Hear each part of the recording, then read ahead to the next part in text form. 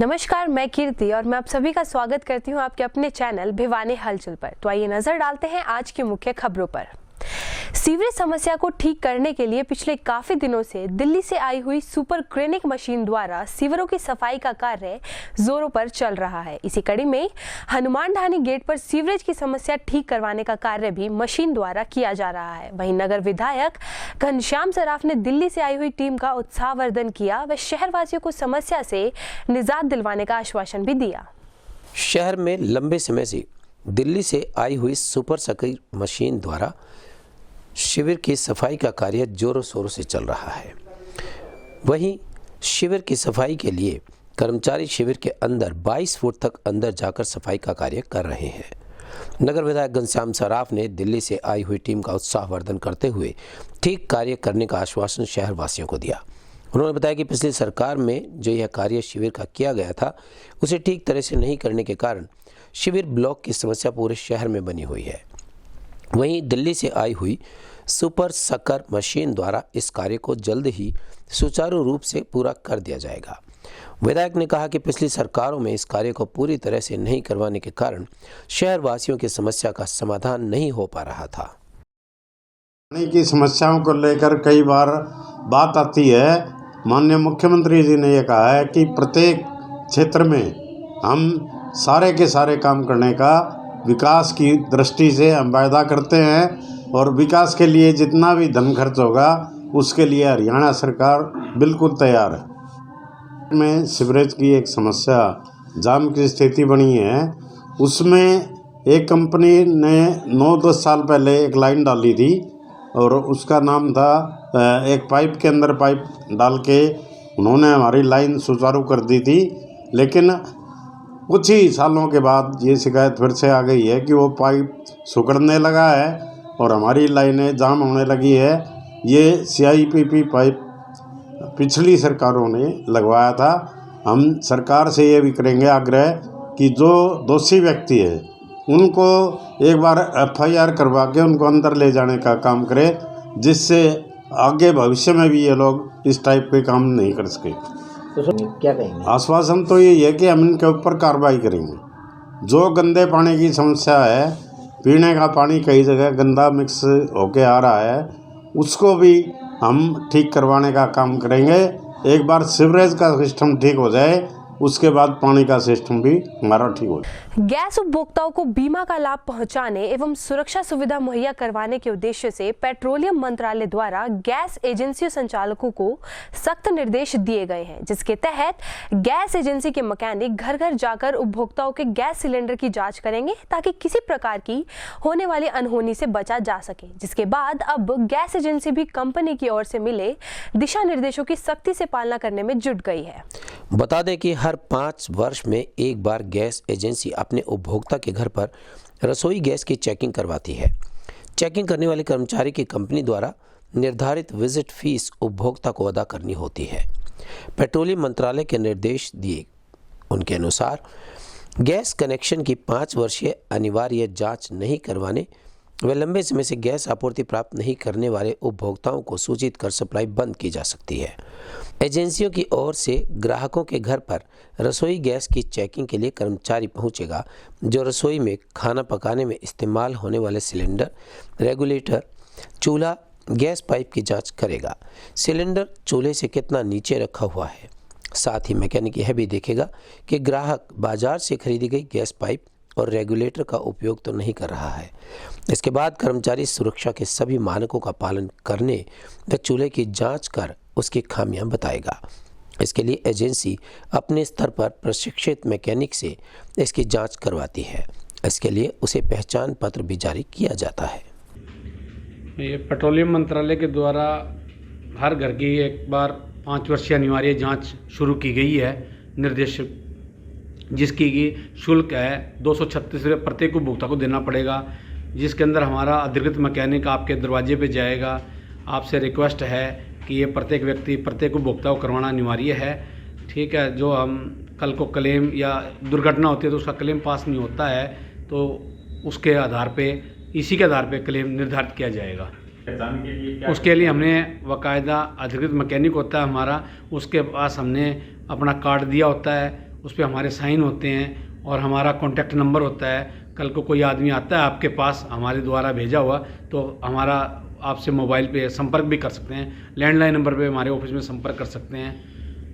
मंगलवार को सुंदर ब्रांच नहर पर लगने वाले 39 गांवों के किसान व सुंदर ब्रांच नहर जल संघर्ष समिति बवानीखेड़ा के सभी सदस्य अपनी लंबे समय से चली आ रही मांग को लेकर स्थानीय लघु सचिवालय पहुंचे व डीसी के माध्यम से मुख्यमंत्री के नाम ज्ञापन सौंपा। वहीं गांववासियों का कहना है कि यदि जल्द ही उनकी मांग नहीं मानी गई तो आने वाले समय में वे बड़ा आंदोलन करने को मजबूर होंगे, जिसकी पूरी जिम्मेवारी जिला प्रशासन की होगी।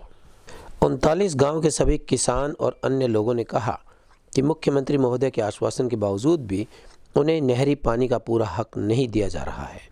उन्होंने कहा कि इसमें सरासर सुंदर ब्रांच के साथ जानबूझकर अनदेखी व भेदभाव किया जा रहा है। हम किसान अपनी यह मांग लगातार 2 साल से करते आ रहे हैं, परंतु हमारी कोई भी सुनवाई नहीं हो रही है।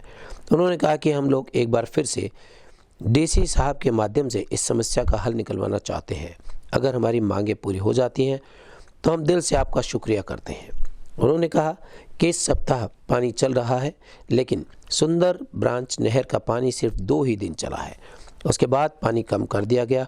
उन्होंने कहा कि हम आशा करते हैं कि हमारी सुनवाई अवश्य की जाएगी और ऐसा ना हो कि पहले की तरह से हमारी सुनवाई ना हो और हमें एक बड़ा आंदोलन करना पड़े। संघर्ष समिति जल संघर्ष समिति बवानीखेड़ा, हम लगातार 3-4 साल से इस सरकार से, पानी के विभाग से और नहरी पानी के लिए दुखी है।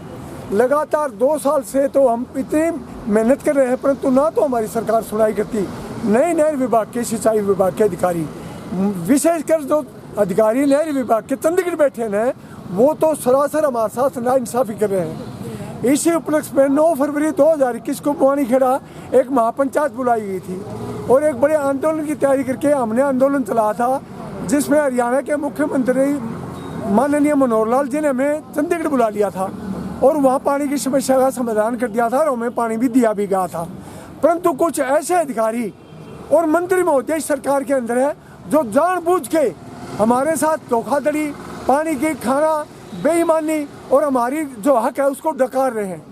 1 हफ्ते का पानी है, हमारी ये मांग है यदि 1 गिलास पानी भी हमारे हक में हिस्से में आता है तो हमें 1 गिलास दे दो, परंतु हमें दिया जाए अपने हक का। अब पिछली बार ही 7 दिन का हमारा हफ्ता था, 2 दिन तो पानी चला और अब नहर में पानी बंद कर दिया। जब बात की जाती है तो बताते हैं कि नहरी पानी है, वो पीछे नहर में नहीं है। आसे वाली बड़ी चाल है, जींद में बड़ी चाल है, लोहारू बड़ी चाल है, सारी बड़ी चाल है, सुंदर में पानी नहीं आता और जानबूझ के गुस्ताखी करते हैं क्योंकि हमारी आवाज़ उठाने वाला नहीं है। हम गरीब किसान बार बार अपनी आवाज़ उठाते हैं, जा भी जाते हैं, सिर्फ एक चीज़ मिलती है, धक्के, और धक्के खा के मायूस होकर वापस आ जाते हैं। अब गेहूं में पानी लगाने का समय है, नहर में पानी नहीं है। यदि एक आदमी का लग गया तो 5 दिन खाली। हमने सभी किसानों ने मिलकर फैसला लिया है कि आज डीसी साहब से मिलके हमारी समस्या के बारे में बताएंगे। यदि अच्छा समाधान हो जाता तो उनके आभारी हैं, नहीं तो अगले 10 दिन के अंदर अंदर ही एक ऐसा आंदोलन खड़ा कर देंगे कि ये सरकार भी याद रखेगी, हमारे साथ जो भी होगा ना वो देखी जाएगी, पर एक बार सरकार के गल में सांप जरूर गाड़ जाएंगे, जैसे टिड्डी दल मार दिया करे थे। 39 गाँव, आज 39 गाँव के नुमाइंदे, 23 गाँव के सरपंच साहब यहाँ पधार रहे हैं और कल की मीटिंग में तो पूरे के पूरे हम इकट्ठे थे। प्रधान जल संघर्ष समिति सुंदर ब्रांच बवानीखेड़ा, क्या कहिएगा? फरवरी 2020 में सीएम साहब से हमारी मीटिंग हुई और हमारे को आश्वासन दिया गया कि आपका जो 1 हफ्ते का पानी है वो पूरा दिया जाएगा। पिछले 2 सालों में जनवरी में बारिश हो जाती थी तो लोगों ने महसूस नहीं किया। अब कई बार बारिश ना होने की वजह से जो हमारे ये 20-25 गांव हैं लास्ट के, यहाँ का भूजल जो है बिल्कुल खारा है। इस वजह से किसानों के ना तो किसी के गेहूँ में पोर लगी और उससे बड़ी बात के खेतों में जो पानी है डिग्गियों का वो भी मोल लेना पड़ता है और पशुओं के लिए चारे की सिंचाई भी नहीं होती। सारे एरिए के किसानों ने परेशान होके कल फिर पंचायत बुलाई और ये निर्णय लिया गया कि सरकार या तो हमारे पूरे 8 दिन पानी देवे और जो कि 5 हफ्ते में मिला है। पहले 32 दिन का हफ्ता था, अब 40 दिन में हफ्ता शुरू हुआ हमारा, और वो भी सिर्फ लगभग 24 1.5 दिन कॉमरेड राजेश कुंगड़ अखिल भारतीय किसान सभा की तरफ से इस सुंदर ब्रांच नहर संग्रह समिति का शुरू से सदस्य हूँ और इनकी जो मांग है उसका समर्थन करते हुए गांव कुंगड़ की तरफ से भी और ये किराउड़ के सरपंच हैं और ये गोड़ के सरपंच हैं, इनकी तरफ से भी मैं ये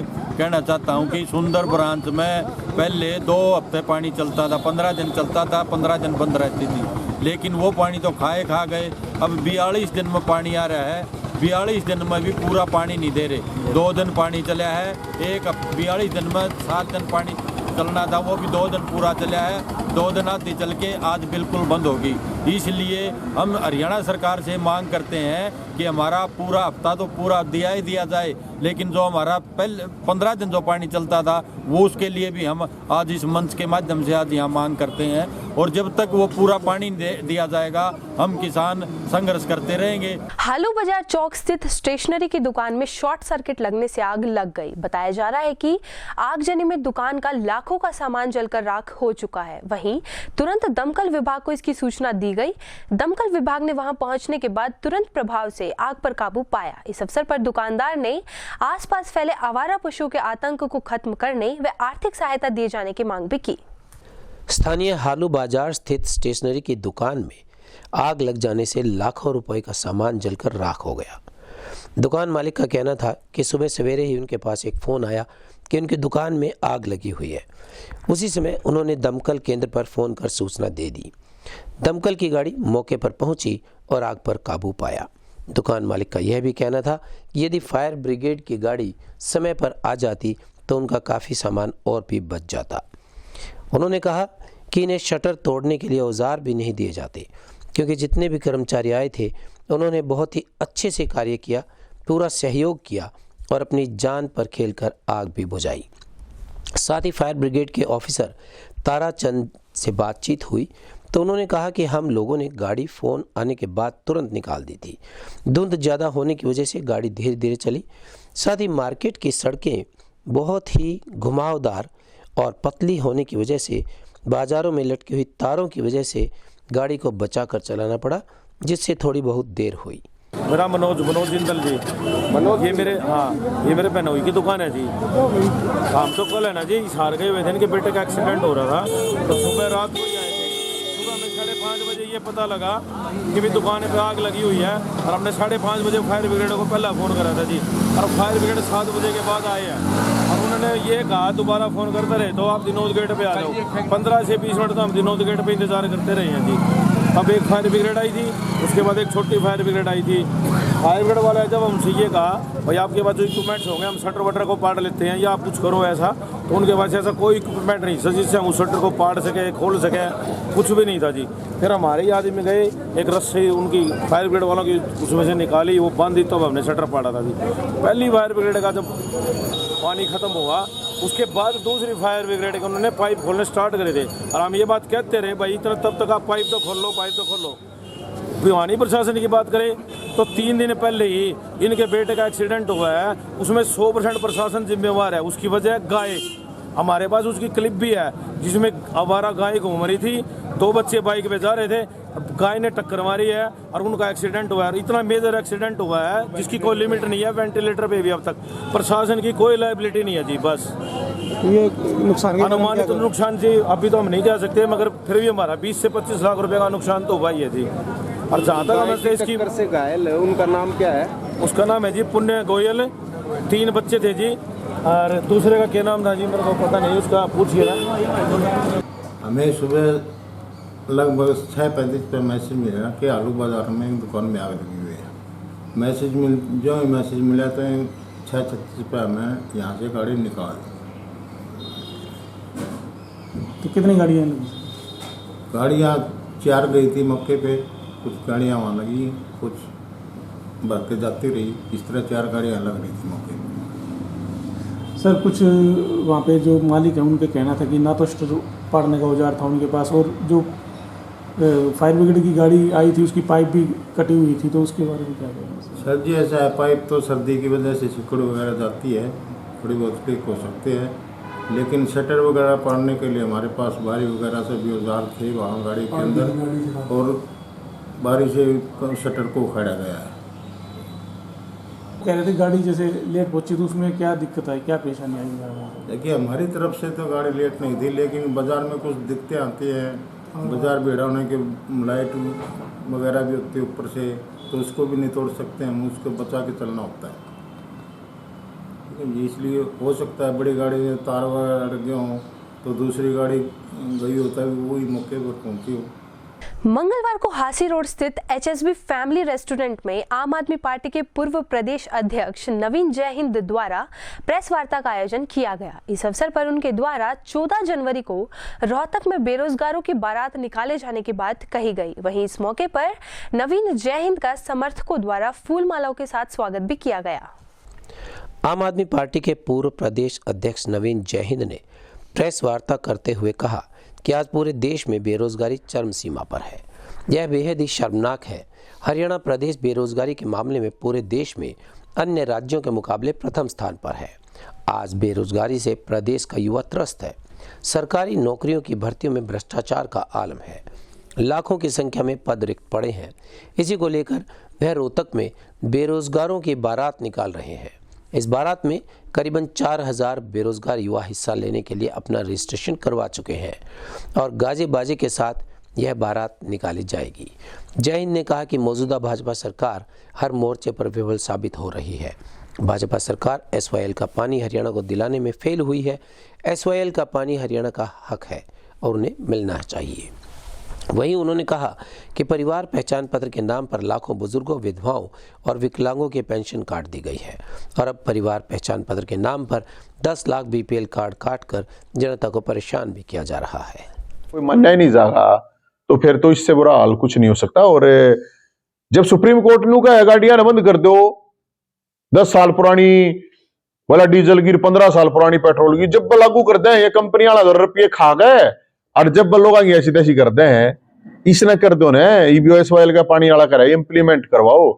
और मैं तो कहूं हूं जितने भी नेता हैं जिस भी पार्टी के हैं और खासकर दक्षिण हरियाणा के जितने भी हैं, ये बोलते क्यों ना कौन सा इंजेक्शन ला रखा है इनके देश में? इससे बड़ा कोई एग्जाम्पल नहीं होगा। 19 तारीख के बाद अगर सुप्रीम कोर्ट की बात नहीं मानी गई तो इस देश में कौन किसकी बात मानेगा? ये पूरी की पूरी सिस्टम ध्वस्त हो जाएगा। क्योंकि जब सुप्रीम कोर्ट कोई बात कहता है उसकी कोई सुनता नहीं, तो सुप्रीम कोर्ट इसलिए नहीं बनाया गया आगे आम लोग हैं उनके ऊपर डिसीजन चलेंगे, सरकार पर भी तो चलने चाहिए। और या फिर हो सकता है सरकार सुप्रीम कोर्ट पर ताला लगाने की तैयारी कर रही हो, क्योंकि सुप्रीम कोर्ट ने तो डिसीजन दे रखा है। एक बात ना, 5 साल के बालक ने भी ये तो 5 लाख इनकम दिखा रहे हैं, मत बनाओ राशन कार्ड उनका, तुम 5 लाख रुपए भेज दो भाई अगले दौरे। इनका पूरी फैमिली आईडी, प्रॉपर्टी आईडी, आदमी मर जाएगा इनकी आईडी पूरी को ना हुए, उसके चक्कर पे चक्कर लगाए जाएंगे। पहले दिन आधार हो पास क्या की जरूरत को ना, ये फैमिली आईडी या आईडी कौन सी आईडी फलाना लोग आना चक्कर कटवाए जाएंगे और कुछ नहीं है। और यह तो आज तक 4-5 महीने पहले ही बात है जब दादा दुलीचंद की जो बारात निकली थी इनके फूफा की, सरकार के फूफा की, तो उस टाइम पे हमने कही थी कि जिंदा आदमी मार रखे यार, यो फैमिली आईडी में बहुत बड़ा गड़बड़ चल रहा है। ये तो निकल गाना लग रही है सारी चीजें। नहीं भाई, जो पुरानी पेंशन का इशू है, 2 इशू है। देखो अभी ये कह रहे हैं कि भाई हम राशन कार्ड उनका बनावांगे या पेंशन जो है ना हम उनकी बनाओगे जिनकी 1,80,000 का, ये MLA MP आई सारे 1,80,000 इनकी पेंशन क्या था मिल रहा है। राजकीय मॉडल संस्कृति वरिष्ठ माध्यमिक विद्यालय में मंगलवार को मिशन बुनियाद की जिला काउंसलिंग बैठक का आयोजन जिला शिक्षा अधिकारी रामअवतार शर्मा की अध्यक्षता में किया गया। बैठक के दौरान मिशन बुनियाद कार्यक्रम के नए बैच की पंजीकरण प्रक्रिया तथा मिशन बुनियाद टीम द्वारा विस्तार पूर्वक चर्चा भी की गई। बुनियाद की बैठक में विभिन्न विद्यालयों के प्राचार्य, अभिभावक व विद्यार्थियों ने भाग लिया। इस अवसर पर जिला शिक्षा अधिकारी श्री रामअवतार शर्मा की अध्यक्षता में जिले के सभी विद्यालयों के प्रधानाचार्य, अभिभावक, बुनियाद कार्यक्रम के विद्यार्थी मौजूद रहे। 9वीं कक्षा के विद्यार्थी जो अभी 8वीं कक्षा में पढ़ रहे हैं, उनके शैक्षिक सत्र की समय रेखा, पंजीकरण की प्रक्रिया आदि के बारे में जिला शिक्षा नोडल अधिकारी रोहित कुमार इंदौरा ने जागरूक किया। इस विषय पर मिशन बुनियाद टीम द्वारा विस्तार पूर्वक चर्चा भी की गई। विकल्प फाउंडेशन के नवीन मिश्रा और मिशन बुनियाद के निर्देशक प्रदीप संसनवाल अपनी टीम के साथ उपस्थित रहे और मिशन बुनियाद के पहले स्तर की परीक्षा के लिए ब्लॉक स्तर पर, जिला स्तर पर अधिक से अधिक पंजीकरण करने का लक्ष्य निर्धारित किया। सर, मेरा नाम मुस्कान है। मैं government senior secondary school Dana Latanpur से आई हूँ यहाँ पढ़ने के लिए। बुनियाद एक बहुत अच्छी स्कीम है जहाँ हमें फ्री में कोचिंग मिलती है। अगर इसमें हम पास हो जाते हैं तो मुझे बहुत अच्छा लगेगा और मैं सरकार को धन्यवाद करती हूँ कि हमारे लिए इतनी अच्छी स्कीम चलाई। मेरा नाम देविक है। मैं SRS स्कूल भिवानी से आया हूँ। जो बुनियाद स्कीम है वो हरियाणा गवर्नमेंट ने शुरू की है। इससे ये बहुत अच्छी है। इसके 9th क्लास के बच्चों को फ्री में कोचिंग दी जाती है और मैं इस धन्यवाद करता हूँ बुनियाद वालों को। मेरा नाम सचिन शर्मा, मैं हलवास से आया हूँ बुनियाद टीम से रजिस्ट्रेशन करने के लिए। मेरा नाम शुभम है और अभी जो सरकार ने बुनियाद स्कीम लॉन्च की है उसके अंदर मेरा सिलेक्शन हो चुका है, जिसके अंदर सरकार हमें जो IIT, नीट और जो KYPS है, ऐसी कई स्कीमों के लिए फ्री में कोचिंग करवाती हैं। मैं बहुत ही खुश हूँ, मेरा इसमें सिलेक्शन हुआ। इसके अंदर सरकार हमें बहुत ही ज़्यादा सुविधा देती है, जैसे टैबलेट्स, ड्रेसेस वगैरह, और मैं बहुत खुश हूँ कि मेरा इसमें सिलेक्शन हुआ। मेरा नाम तमन्ना है। मेरा बुनियाद में सिलेक्शन हुआ था और यहाँ पे ये लोग फ्री कोचिंग दे रहे हैं। यहाँ पे हमें स्क्रीन पे पढ़ा रहे हैं, बड़ी बड़ी स्क्रीन्स हैं, हमें फ्री टेबल चेयर पे हमें पूरी अच्छी फैसिलिटीज़ दी जा रही है, हमें टैबलेट्स, क्लॉथिंग, और इन सब के लिए मैं चीफ मिनिस्टर का थैंक यू करना। नाम शिव कुमार है, मैं भिवानी का रहने वाला हूँ। ये जो बुनियाद स्कीम चला रखी है सरकार ने, बहुत अच्छी स्कीम है।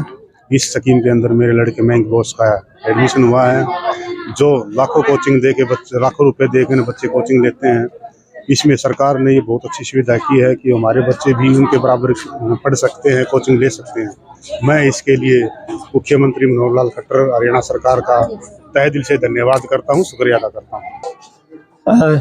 नेक्स्ट ईयर से जो हमारे अप्रैल से जो नया सेशन शुरू होगा, उसमें 9वीं क्लास के जो बच्चे हैं, जो 8वीं में पढ़ रहे हैं, 9वीं क्लास में आएंगे, उनके लिए आगे की प्लान बना रहे हैं हम कि किस तरह से बुनियाद सेंटर में उनकी शिक्षा चले और किस तरह से उनके आगे का सारा कार्यक्रम निर्धारित किया जाए। उसके लिए विद्यालयों से हेड बुलाए गए, बच्चे बुलाए गए, अभिभावक बुलाए गए, उनकी सेंसिटाइजेशन प्रोग्राम चल रहा है। ये विभाग की और हरियाणा सरकार की अत्यधिक कल्याणकारी योजना है। छात्रों का एडमिशन नीट्स में हुआ है, MBBS में हुआ है, IIT में गए हैं बच्चे, NIT में गए हैं, और अब आगे जो CDS, NDA वगैरह के लिए भी बच्चों को तैयार किया जाएगा। तो हमारे भिवानी से भी 4 बच्चे पिछली बार जो है MBBS में सेलेक्ट हुए थे, IIT में सेलेक्ट हुए थे। तो हमारा प्रयास है कि और अधिक बच्चे जो है इस प्रोग्राम का लाभ उठाएं और ज़्यादा से ज़्यादा बच्चों को फ़ायदा मिले। उसके लिए आह्वान है सभी विद्यालयों से, क्योंकि गवर्नमेंट स्कूल के बच्चे हैं, फ्री ऑफ कॉस्ट उनको कोचिंग मिल रही है, सुविधाएं सरकार दे रही है, करोड़ों रुपए का खर्चा है इसमें जो सरकार बैन कर रही है बच्चों के लिए, तो इसका ज़्यादा से ज़्यादा फ़ायदा उठाएं। प्रदीप है, मैं विकल्प फाउंडेशन में मिशन बुनियाद प्रोग्राम का प्रोग्राम डायरेक्टर हूँ। और जैसे सभी को मालूम है, हरियाणा सरकार का एक बहुचर्चित प्रोग्राम सुपर 100 पिछले 5 सालों से चलाया जा रहा है, जिसको हमारी फाउंडेशन हरियाणा सरकार के साथ मिलकर चला रही है। और उसी प्रोग्राम को एक्सटेंड करते हुए, उसका एक एक्सटेंशन करते हुए एक प्रोग्राम हरियाणा सरकार द्वारा लॉन्च करा गया जिसका नाम मिशन बुनियाद है, जो पिछले साल 2022 में शुरू करा गया था, जिसमें 56,000 बच्चों ने रजिस्ट्रेशन करा था और 2 लेवल के एग्ज़ाम के बाद 2,500 बच्चों को इस प्रोग्राम के साथ जोड़ा गया, जिसके लिए हरियाणा सरकार ने 22 जिलों के अंदर 51 डिजिटल क्लासरूम्स बनाए थे, जिसमें हम रेवाड़ी और गुड़गांव स्टूडियोज से टीचर बच्चों को पढ़ाते हैं। साथ में हमारे ABRCs, BRPs, हमारे guest teachers, principal, center school के सभी बच्चों के डिसिप्लिन और बच्चों की जो भी रिक्वायरमेंट रहती है उसका ध्यान रखते हैं क्लासेस में। सरकार के द्वारा इन बच्चों को टैब दिया जा रहा है, बुक्स दी जा रही हैं, ड्रेस दी जा रही हैं, साथ में आने जाने के लिए बच्चों को ट्रैवल अलाउंस दिया जा रहा है इस प्रोग्राम के अंदर। तो ये इस प्रोग्राम की विशेषताएं हैं। 9वीं क्लास में पढ़ने के बाद 10वीं क्लास में इन बच्चों का एक एग्ज़ाम होगा और उस एग्ज़ाम के बेसिस पे 400 बच्चों को चुना जाएगा जो बच्चे IIT या मेडिकल की स्पेशल साइंस के अंदर रुचि रखते हैं और वो उसकी तैयारी करना चाहते हैं। उसके लिए 400 बच्चों का एक हॉस्टल प्रोग्राम भी 10वीं क्लास में शुरू करा जाएगा।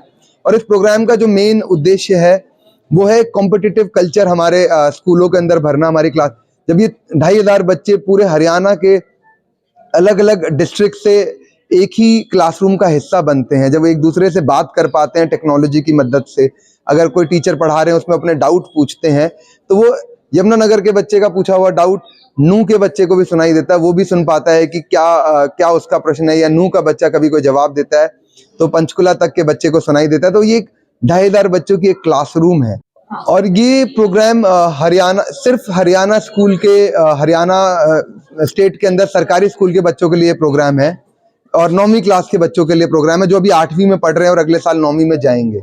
और इसके लिए रजिस्ट्रेशन लिंक है वो मैं आपको बता देता हूँ, https:/bunyadhry.com/registration। आप इस लिंक को दोबारा सुन लीजिए, https:/bunyadhry.com/registration। बुनियाद की स्पेलिंग है BUNIYADHRY.com और आप शुरू में https लगाना जरूर ध्यान रखिएगा, अदरवाइज आपका रजिस्ट्रेशन नहीं हो पाएगा। खेल एवं युवा कार्यक्रम मंत्रालय भारत सरकार के मार्गदर्शन में भिवानी के हनुमान झोड़ी मंदिर धाम सभागार में वैश्य महाविद्यालय के द्वारा राष्ट्रीय सेवा योजना यूनिट फर्स्ट के द्वारा 7 दिवसीय एनएसएस शिविर का आयोजन किया गया। शिविर में बतौर मुख्य अतिथि समाज सेवी शिवरतन गुप्ता व सीबीएलयू के एनएसएस कोऑर्डिनेटर सुरेश मलिक ने शिरकत की व बाल योगी महंत चरणदास महाराज के सानिध्य में शिविर का शुभारंभ किया गया। इस अवसर पर वैश्य महाविद्यालय एनएसएस अधिकारी डॉक्टर कामना कौशिक विद्यार्थियों को एनएसएस के बारे में जानकारी दी। एनएसएस किस प्रकार से उनके जीवन में अहम भूमिका रखता है। एनएसएस के माध्यम से विद्यार्थियों में सेल्फ कॉन्फिडेंस तैयार होता है तो वहीं सेवा और नेतृत्व की भावना भी डेवलप होती है। वहीं इस अवसर पर कार्यक्रम में बतौर मुख्य अतिथि पहुंचे समाज सेवी advocate Shivratan Gupta, NSS coordinator Suresh Malik एवं वैश्य महाविद्यालय के प्राचार्य संजय गोयल ने कहा कि 7 दिवसीय शिविर में विद्यार्थियों को समाज व राष्ट्र से जुड़ी हुई अनेक प्रकार की जानकारियां दी जाती हैं ताकि विद्यार्थी समाज और राष्ट्र के लिए सेवा भाव से आगे आए और समाज में क्या घटा क्या बढ़ा उसके बारे में उन्हें जानकारी भी मिले। वहीं साथ ही साथ एनएसएस कैंप में जहां समाज और राष्ट्रीय भावना पनपती है तो वहीं साथ ही साथ विद्यार्थियों को नेतृत्व की भावना भी इस प्रकार के कैंप से मिलती है। वहीं इस अवसर पर एनएसएस छात्र छात्राओं ने कहा कि एनएसएस कैंप से जीवन में आगे बढ़ने के लिए बहुत कुछ सीखने को मिलता है। से आप लोगों की आज उपस्थिति है, आप सभी भी बधाई के पात्र हैं। कार्यक्रम एक ऐसा कार्यक्रम है जो बोलने का कम और काम करने का ज़्यादा है। तो बोलने के लिए तो मैं 1-2 बात ही बोलूँगा केवल, जैसे अभी बात आ रही थी पर्सनैलिटी डेवलपमेंट की। तो पर्सनैलिटी डेवलपमेंट के एक बहुत बड़े गुरु हुए हैं डेल कार्नेगी। उसका नाम कितनों ने सुना होगा, एक बार हाथ खड़ा करिए। और मुझे सौभाग्य मिला था कि उनके द्वारा जो ट्रेंड थे डेल कार्नेगी के द्वारा, उनके ट्रेंड किए हुए मैं कहूँ कि स्टूडेंट्स से मुझे भी ट्रेनिंग लेने का मौका मिला। लगभग 25-26 साल 96 तो 4 और 22 26 साल से अधिक हो गए। तो अगर आप वास्तव में पर्सनैलिटी डेवलपमेंट करेंगे तो मैं जैसे हर बार कहता हूँ पुनः, क्योंकि एक बात बार बार मैं रिपीट करने का मन करता है कि हमारे यहाँ प्रतिभा की कोई कमी नहीं है। कमी केवल एक ही बात की है कि हमारे अंदर जो कुछ इनहिबिशंस हैं, लिमिटेशंस हैं। लिमिटेशन तो वर्ल्ड वाइड है लेकिन इनहिबिशंस हमारे क्षेत्र में कुछ ज़्यादा हैं। और मैं शुरू से ही एक ही बात कहता हूँ, किसी भी शिक्षण संस्था में जब भी होता हूँ, अगर इनहिबिशन हमारी दूर हो जाए तो हम पूरे विश्व में एक अपना अलग स्थान बना सकेंगे, भिवानी को एक नई पहचान दे सकेंगे। काम करूँगा अपने लिए ना करते हुए दूसरे के लिए करूँगा।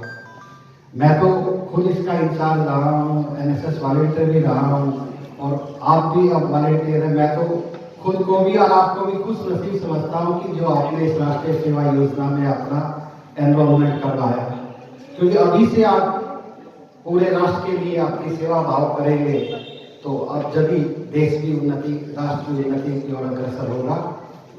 इस साल फर्स्ट एड के ऊपर है, ट्री प्लांटेशन है, एंटरप्रेन्योरशिप है, कि कैसे हम काम करें, स्वावलंबी बने, ताकि हम खुद किसी के ऊपर निर्भर ना रहते हुए दूसरों को स्वावलंबी बनाए, दूसरों को सर्विसेज प्रोवाइड करें।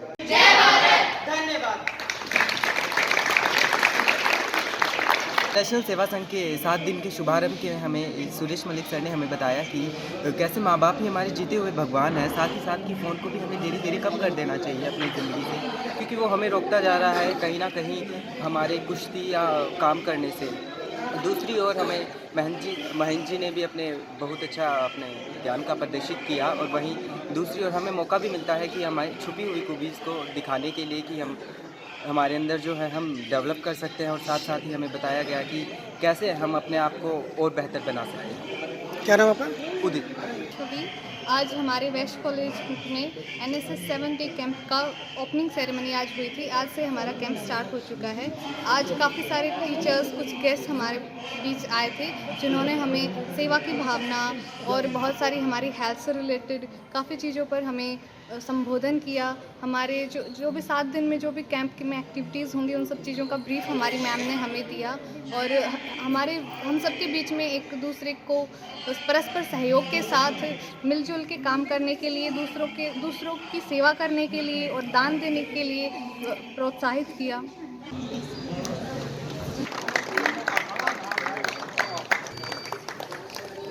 Now I would like to request Astha and Mamta.